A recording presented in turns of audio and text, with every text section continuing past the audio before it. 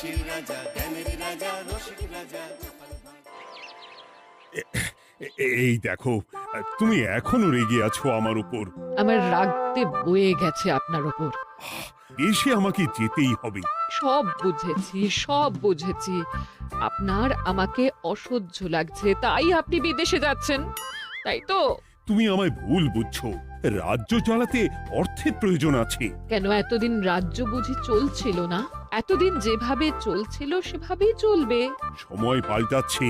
এখন শুধু সিংহাসনে বসে থাকলেই চলে না, দেশ বিদেশ ঘুরে দেখতে হবে কিভাবে রাজ্যের উন্নতি হয়, লাভ হয়, সেই নিয়ে নতুন করে ভাবতে হবে। তার মানে আপনি ঠিক করে নিয়েছেন আপনি যাবেন, তাই তো? হ্যাঁ। আর যতদিন আপনি না থাকবেন এখানে কি হবে ভেবে দেখেছেন মহারাজ? কে সামলাবে সব?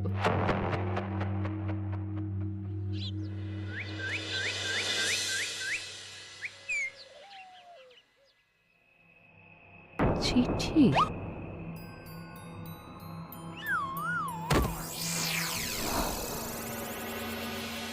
আমি অনেক ভেবে দেখলাম, আসলে এসব সিংহাসন, ক্ষমতা, প্রতিপত্তি অর্জন করা আর রক্ষা করার জটিলতার চেয়ে বাকি জীবনটা শান্তির সাথে বনে কাটিয়ে দেওয়াই ভালো। বলছি সবই তো বুঝলাম, কিন্তু এই শান্তিটাকে। মহারাজ সন্ন্যাসী হয়ে গেলেন আর এসব নিয়েও তুমি ভাড়ামি করছো গোপাল। ও মা গো, এবার কি হবে? চিন্তা করবেন না রানীমা, কৃষ্ণনগরকে আমি আমার বুক দিয়ে আগলে রাখবো। আপনার ছাতির মাপটা ঠিক মতো জানেন তো মন্ত্রী মশাই? মানে ওই গোটা কৃষ্ণনগরকে কি আপনি আপনার বুকের মধ্যে আগলে রাখতে পারবেন? গোপাল, মার্জনা করবেন মন্ত্রী মশাই। আমি বলছিলাম কি, ওইসব আগলে টাগলে রাখার আগে ওই ভালো করে খুঁজে দেখুন সব। মানে কি বলতে চাইছো কি তুমি? মহারাজকে খুঁজে বার করুন মন্ত্রী মশাই, লোক পাঠান। তিনি হয়তো এখনো বেশি দূর যেতে পারেননি। এটা কিন্তু ঠিক বলেছে গোপাল, তাকে একবার যদি খুঁজে পাই আমরা। আপনি চিন্তা করবেন না রানীমা, আমি এক্ষুনি লোক পাঠাচ্ছি। আর গোপাল, রানীমাকে বিশ্রাম নিতে দাও। যাও এখন, যত সব।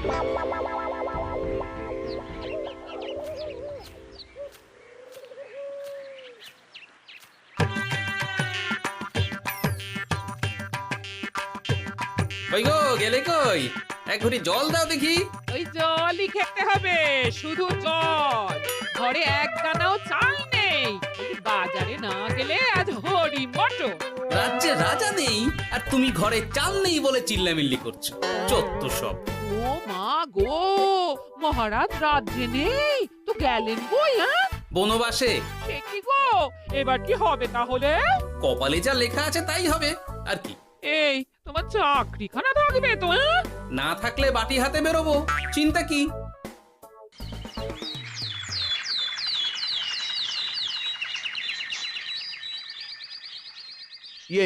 মহারাজ যখন নেই তখন আমি যখন এ রাজ্যের মহামন্ত্রী, তখন আমি। এত মানে করার কি আছে মন্ত্রী মশাই? মহারাজ নেই তো কি হয়েছে, রানীমা তো আছেন। আমরা তার কথা মতোই চলব। গোপাল একদম উচিত কথা বলেছে। হ্যাঁ হ্যাঁ, আমিও তো তাই বলছিলাম। মহারাজ যখন নেই তখন রানীমার নির্দেশ মতোই তো আমাদের সামলাতে হবে সব। কতদিন আর আগলাবে গোপাল? আজ নয় কাল এই শর্মাকেই বসতে হবে এই সিংহাসনে। যতদিন পারি ততদিন তো চেষ্টা করতেই হবে মন্ত্রী মশাই। আপনি যদি চলেন ডালে ডালে, আমি চলি পাতায় পাতায়। রাজা মশাই আছেন? আমি অনেক দূর থেকে আসছি।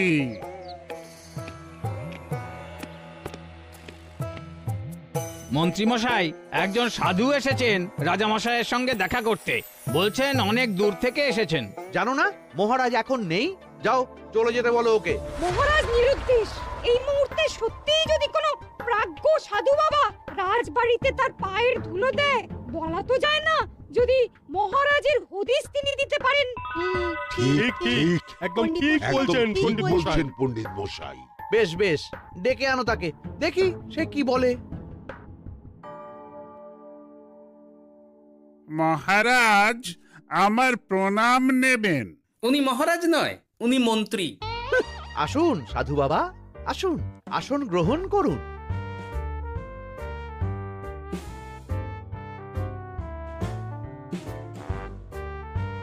কি করলেন সাধু বাবা? এটা তো মহারাজের সিংহাসন। আপনার জন্য আমি অন্য আসনের ব্যবস্থা করে দিচ্ছি, আপনি বরং সেখানে বসুন। ওহ, রাজাই যখন নেই তখন তার সিংহাসনে বসতে ক্ষতি কি? আপনি কি করে জানলেন মহারাজ নেই? বুঝলি না, সাধু বাবা যে অন্তর্যামী গোপাল। এবার কি হবে?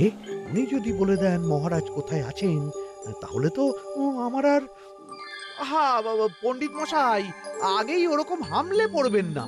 আচ্ছা, আপনি যদি অন্তর্যামী হন, বলুন তো আমাদের রাজা মশাই কোথায় গেছেন? জবর জটা কালো চুলে দেনামা অতীত বলেন। বুম! মহারাজ বনবাসে গেছেন। এটা যখন বলেছেন সাধু বাবা, তাহলে মহারাজ এখন কোথায় আছেন সেটাও নিশ্চয়ই আপনি বলে দিতে পারবেন। গোপাল, সব বিষয়ে নাক গলিও না তো তুমি। ঠিক ঠিক আছে, রাজা মশাইকে নিয়ে চিন্তা হওয়া তো খুবই স্বাভাবিক, কিন্তু গোপাল, রাজা মশাই বনবাসে গেছেন, তাকে আর সংসার মায়ায় বাঁধা ঠিক কাজ হবে না। এ আপনি কি বলছেন সাধু বাবা? মহারাজ না থাকলে রাজ্য চলবে কেমন করে? নতুন রাজা নির্বাচন করতে হবে। এই তো খেলা জমে গেছে, একে দিয়েই কাজ হবে মনে হচ্ছে। সাধু বাবা, এসব নিয়ে নয় পরে আলোচনা করা যাবে। এই কে আছো? সাধু বাবার পা ধুইয়ে দাও ভালো করে। না, বিষয়টা ঠিক সুবিধের মনে হচ্ছে না। আহা মন্ত্রী, করেছ কি? আমি সাধু মানুষ, এত খেতে পারি কি? ও বললে হবে না সাধু বাবা, আপনার জন্য নিজে দাঁড়িয়ে থেকে মহারাজের খাস হালুই করকে দিয়ে রাঁধিয়েছি সব। দেখুন না একটু, অমৃত অমৃত। বেশ বেশ, এত করে বলছো যখন, বাহ বাহ, চমৎকার চমৎকার। আমি জানি তো যে এমন খাবার আপনি আগে কখনো খাননি।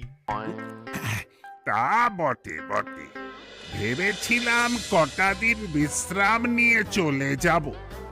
এখন দেখছি যা আদর আতিথেয়তা শুরু করেছ তোমরা, তাতে তো মাস কয়েক কাটিয়ে না গেলে আমারই লোকসান হবে।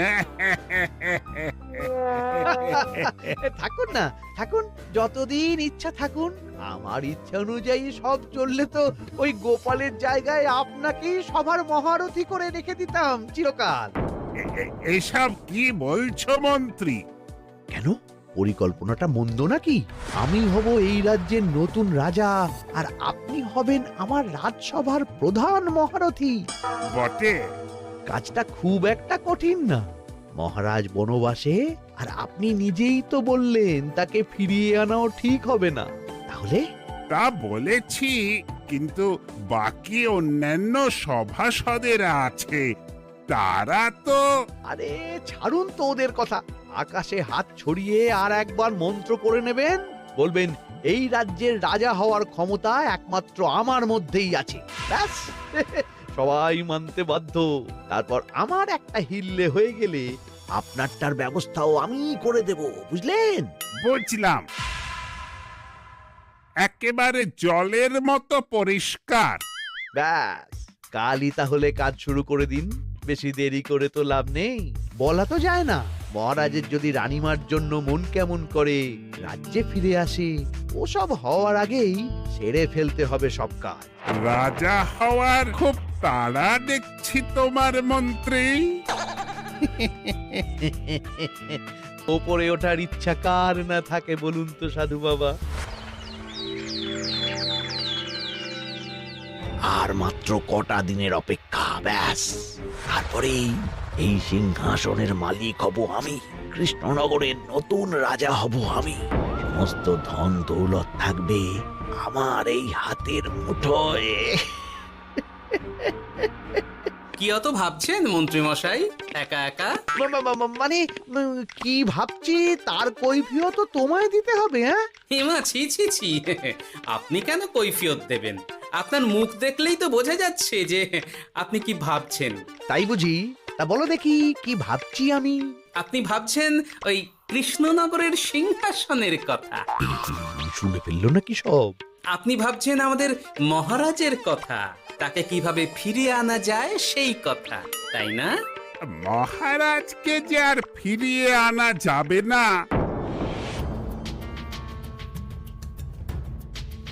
সে কথা তো আগেই বলেছি।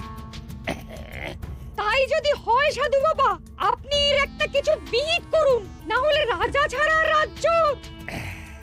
ঠিক বলেছ, রাজা রাজ্য, নুন ছাড়া তরকারি, আলো ছাড়া দিন, জল ছাড়া জীবনের মতো। তাই যত দ্রুত সম্ভব নতুন রাজা নিয়োগ করা দরকার। কিন্তু এ বিষয়ে সিদ্ধান্ত নেওয়ার আগে রানীমার সাথে কথা বলা জরুরি। তার চেয়েও জরুরি একটা কাজ আগে করা দরকার। কিসের কথা বলছেন মন্ত্রী মশাই? গোপালের বহিষ্কার। এ আপনি কি বলছেন মন্ত্রী মশাই?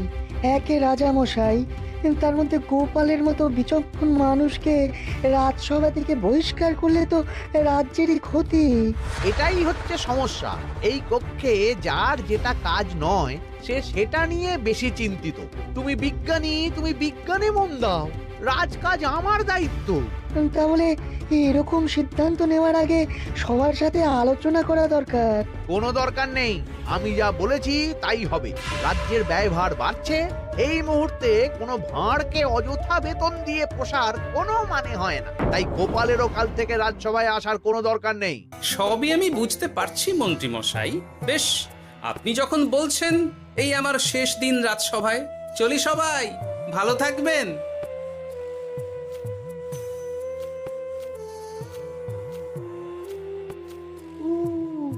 এত সহজে যে বেটা মাঠের বাইরে চলে যাবে বুঝতেই পারিনি আগে। এবার আমার আর সিংহাসনের মাঝে নেই কোনো বাধা, নেই কোনো কাটা। তুমি চিন্তা করো না, আমি নিজে মন্ত্রীর সাথে কথা বলবো। না না রানীমা, সেসবের দরকার নেই। মহারাজ ছাড়া রাজবাড়ি শূন্য শূন্য লাগে, আমারও মন লাগছে না এখানে। বেশ, যা ভালো বোঝো তাই করো, তবে ডাকলে এসো কিন্তু। হ্যাঁ রানীমা, নিশ্চয়ই আসবো। এখন আমি চলি। যাক, এই কদিনে মাথাটা খেলানোর সময় পাওয়া যাবে একটু, না হলে কেমন যেন গুলিয়ে যাচ্ছে সব। কি যে বললো গোপাল দাদা, এই শেষ দুটো শাকের আটি নিয়েও দরদাম করবে তুমি? ওরে, আমি বেকার মানুষ, দরদাম না করে উপায় আছে আমার? হ্যাঁ শোনো শোনো শোনো, মহারাজ কৃষ্ণচন্দ্রের অবর্তমানে কৃষ্ণনগরে নতুন রাজা হিসেবে নির্বাচিত হবেন রাজ্যের মহামন্ত্রী।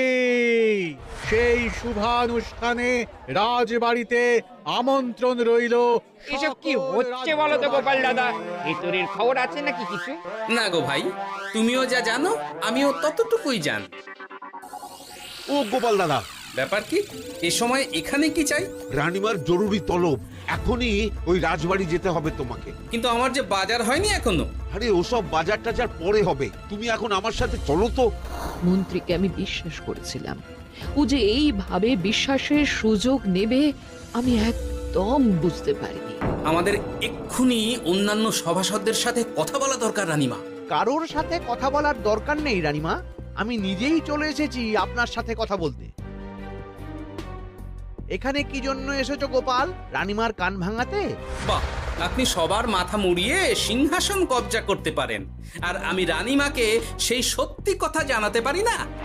চুপ, ভুলে যেও না আমি কৃষ্ণনগরের হবু রাজা। মুখ সামলে কথা বলবে আমার সাথে। এসব কি হচ্ছে মন্ত্রী মশাই?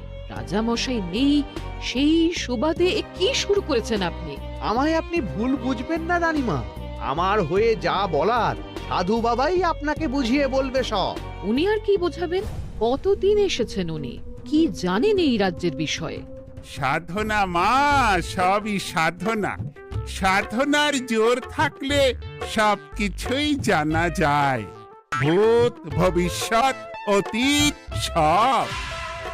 সেই জোর থেকেই বলছি মা, মন্ত্রীর কপালে আমি জ্যোতি দেখতে পাচ্ছি। মন্ত্রী যদি রাজ্যের রাজা হয়, এ রাজ্যের উন্নতি কেউ ঠেকিয়ে রাখতে পারবে না। আপনাদের একটা কথাও বিশ্বাস করি না আমি, এসব আপনাদের ষড়যন্ত্র। এ আপনি ভুল করছেন রানীমা। যা হোক, যে কথা আমি বলতে এসেছি, রাজা যখন আমি হচ্ছি তখন তো আমাকে এই প্রাসাদেই থাকতে হবে, ফলে আমার স্ত্রীকেও এখানে এসেই থাকতে হবে। সে তো আর একা থাকতে পারবে না, তাই আপনি যদি এই ঘরটা ছেড়ে দিতেন। কিন্তু মন্ত্রী মশাই, তুমি কি বলছো মন্ত্রী? এখানে না থাকলে রানীমা থাকবেন কোথায়? আর আমি তো এমন কোন বিধান দিইনি যে রানীমাকে অন্যত্র পাঠাতে হবে। সবকিছুর জন্য তো আপনার বিধান দরকার নেই সাধু বাবা, এ আমার নিজের বিধান। আমি রাজা হব, আমার স্ত্রী রানী হবে, তারও তো অধিকার আছে রানীর মতো থাকার, রানীর মহলে থাকার। আপনার ব্যবস্থা আমি অন্যত্র করে দেব রানীমা, আপনি কিচ্ছু ভাববেন না। হাজার হোক আপনি আমাদের প্রাক্তন মহারাজের স্ত্রী বলে কথা। কি বলো গোপাল? আমার মনটা আসলে অনেক অনেক বড়, তোমরা খালি দেখতে পাও না সেটা। কাজটা কি আপনি ঠিক করলেন মন্ত্রী মশাই? শোনো গোপাল, আমাকে ঠিক ভুল বোঝাতে এসো না তুমি, বরং কাল সময় মতো চলে এসো। কৃষ্ণনগরের নতুন রাজার রাজ্যাভিষেকের জন্য মহাভোজের আয়োজন হবে। যতদিন পাচ্ছ খেয়ে নাও পেট ভরে।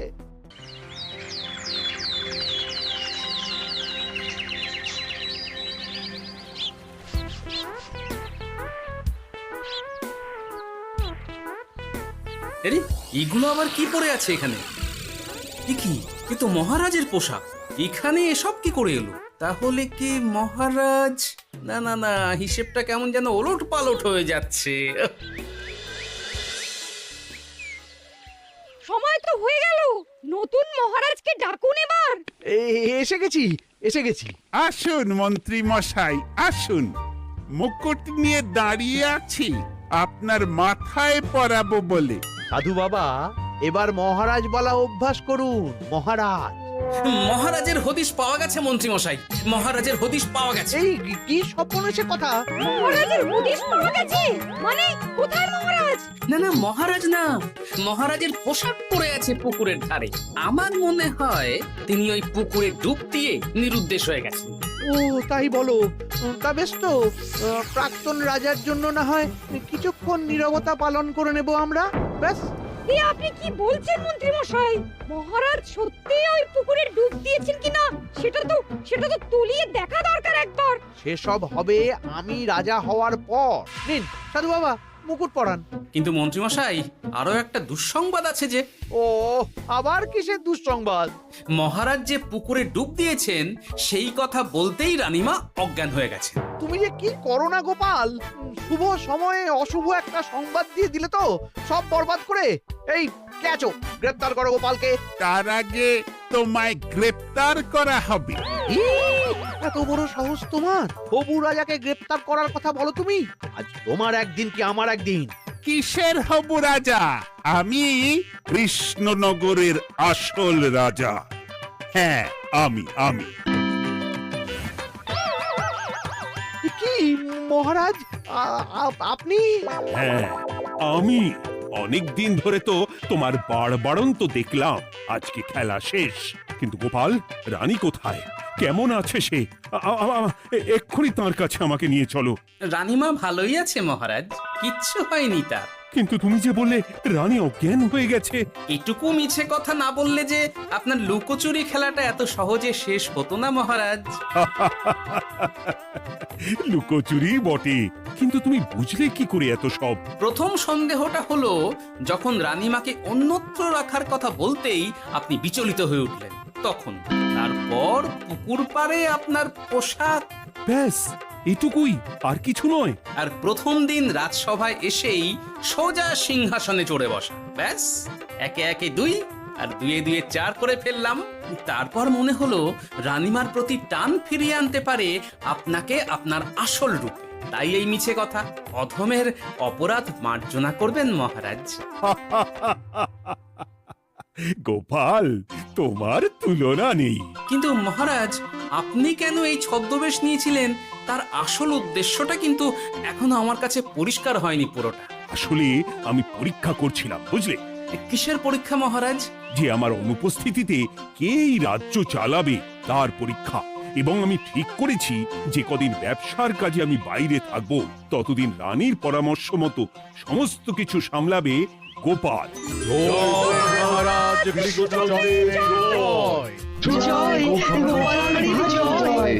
আর আমি মহারাজ? তুমি থাকবে পেয়াদা। এ কি শুধু জল আর ভাত? আগেই বলেছিলাম বেশি বেরো না, রাজা হবেন। এখন খাও খাও, জল ভাত খাও। চেষ্টায় তুমিও আমাকে ভুল বুঝলে গিন্নি।